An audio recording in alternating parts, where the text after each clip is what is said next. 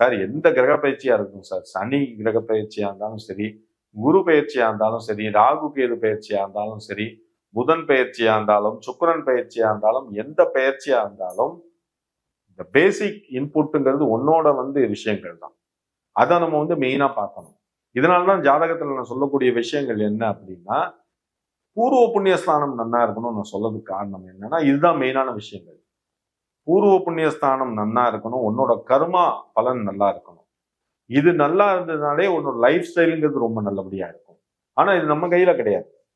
நமக்கு பண்ணக்கூடிய விஷயங்களும் உண்டு. அதை மெயினா நான் சொல்லிக்கிறேன்.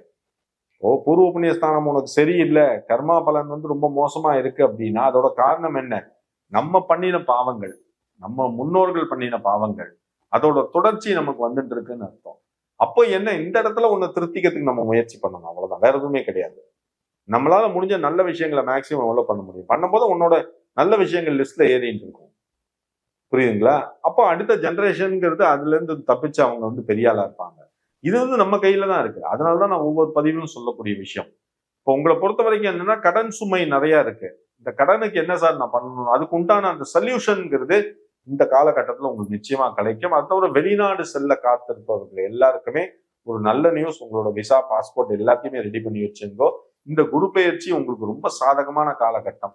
கடல் கடந்து போகக்கூடிய யோகம் எல்லாமே உங்களுக்கு நிச்சயமா உண்டு. ஊர் மாற்றம் உண்டு, இடம் மாற்றம் உண்டு. நிறைய பேருக்கு பாத்தீங்க அப்படின்னா டிராவலிங் ஜாஸ்தியா இருக்கும், அலைச்சல். உள்ளூர்லயும் அலைச்சல் ஜாஸ்தியா இருக்கும், வெளியூருக்கும் நிறைய போயிட்டு வந்துட்டு இருப்பீங்க. அதன் மூலமா உங்களுக்கு வருமானம்ங்கிறது நல்லா வந்துட்டு இருக்கும். ஓகேங்களா?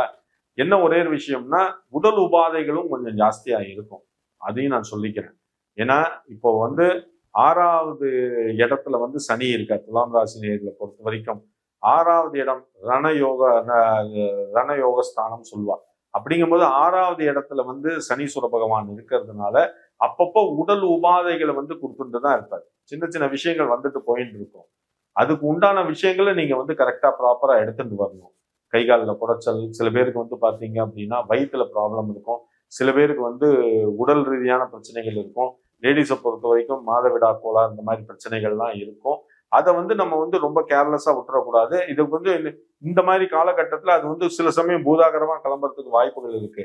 நான் பயமுறுத்தல, இருக்கக்கூடிய விஷயத்த சொல்றேன். அப்படிங்கும் போது அதுக்கு உண்டான அந்த ப்ரிகாஷனரி நெசசரி ஸ்டெப்ஸை நம்ம எடுத்துக்கணும். அதை மட்டும் கொஞ்சம் கவனமா பார்த்துக்கணும்.